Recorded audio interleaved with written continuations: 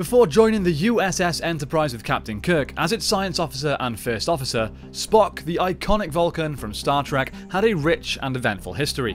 But what was he doing before he joined James T. Kirk and the rest of the crew on the Enterprise? Well, in today's video we will be covering some of the key events before that time. Let's get into it.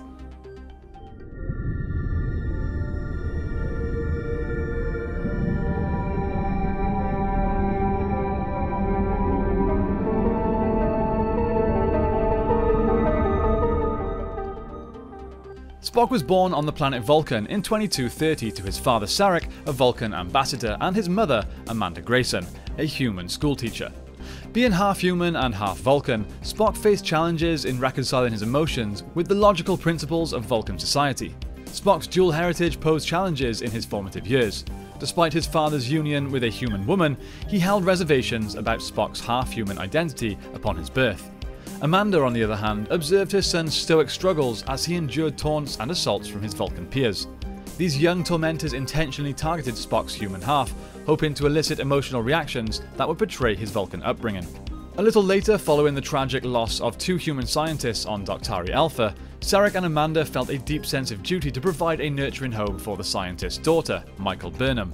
Upon meeting his newly adopted sister and learning that he was to impart Vulcan teachings to her, Spock was initially reserved and hesitant to welcome her into his life. However, it wouldn't be long before Spock would become what Michael would refer to him as her little shadow, following her around wherever she went. But soon after, when logic extremists orchestrated a bombing at a Vulcan learning center, with Michael as their intended target, she made the heart-wrenching decision to escape, fearing the extremists would turn their attention to Spock if they couldn't reach her. As Spock intercepted her departure, he earnestly attempted to persuade her to stay.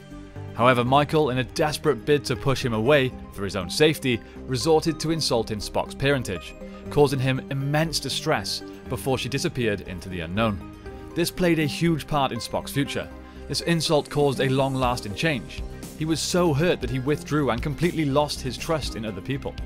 Burnham would later reach out to him and try and make amends, but Spock showed no interest in sorting things out. Soon Spock would be faced with a decision to make: join the Vulcan Expeditionary Group or join Starfleet. Sarek had taught Spock in computers and science from a young age and was responsible for setting him on a path of science.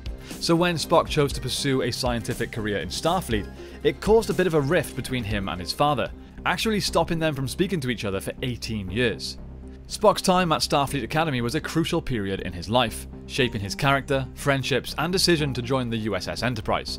He was one of the very first Vulcan cadets at Starfleet Academy. His exceptional intellect and dedication to learning made him stand out at the Academy. He excelled in various fields including science, mathematics, and starship operations. His understanding of Vulcan logic and analytical skills gave him a unique perspective in solving complex problems. However, similar to his younger life, Spock faced challenges in fitting in with his human classmates. His stoic demeanor and adherence to Vulcan logic made it difficult for him to connect emotionally with others, which sometimes led to misunderstandings and conflicts.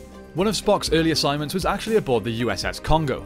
Very little is actually told about this assignment, but we know about it as we see Spock wearing a Congo pin for the Starfleet Remembrance Day, indicating that he must have served aboard it at some point. Anyway, in 2253, Spock was finally assigned to the Enterprise, but under the command of Captain Christopher Pike. The following year, he was promoted to lieutenant. Now, of course, a lot of the following events are depicted in the pilot episode of Star Trek: The Cage, and also through the storylines of Discovery and Strange New Worlds. I'm not here to spoil these shows for anyone that hasn't seen them, as they are still relatively new, but key points may be ruined from here on out, so that's your warning. He played a vital role in the events of The Cage, during the Enterprise's diversion to Talos IV, and then in the following years. During the Federation-Klingon War, his whereabouts are not as detailed, but we do know that following the war he took an unspecified leave of absence. And while examining Spock's personal log entries aboard the Enterprise, Michael Burnham made a revealing discovery. No pun intended. She found out that Spock had been experiencing visions since his early years, including premonitions of the enigmatic red bursts that the USS Discovery was currently investigating. Spock strongly believed that these bursts were connected to his childhood visions of the Red Angel. Following his visions, Spock embarked on a quest to an unfamiliar planet, where he unexpectedly encountered the Red Angel. By means of a mind meld, Spock unraveled the true identity of the being as a human, clad in a technologically advanced suit surpassing 23rd century capabilities. Through this meld, he witnessed a distressing vision of Earth, Vulcan, and Andor's destruction, causing him to experience time in a non-linear manner. Troubled by the gravity of these events, Spock voluntarily committed himself to the psychiatric unit on Starbase 5, urging Starfleet to keep his family, including his father and foster sister, unaware of his situation.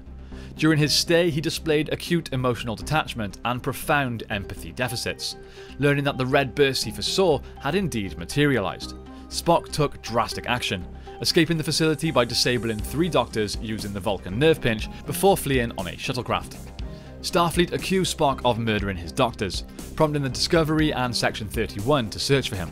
Spock evaded capture, returning to Vulcan where his mother concealed him in a crypt shielded by Katra stones. He struggled with delusions, repeating logic doctrines and numbers.